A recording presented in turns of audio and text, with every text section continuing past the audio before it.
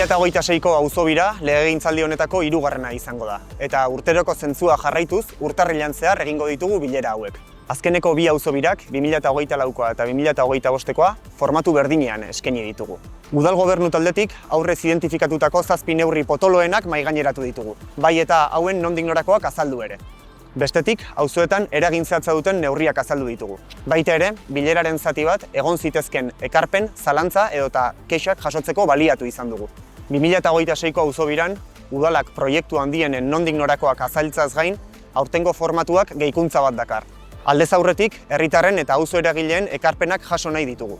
Horretarako, udalaren web orrian galdetegi bat zintzilikatu dugu. Herritarrorok bete dezakena. Auzo elkarteetan ere galdetegi bateratuak egingo dituzte. Beraz, gonbidapena luzatzen dugu auzobiran eta hurrengo prozesu honetan parte hartzera. Auzobirak emankorragoak izan daitezen, hernaniar guztiak zarete ongi etorriak.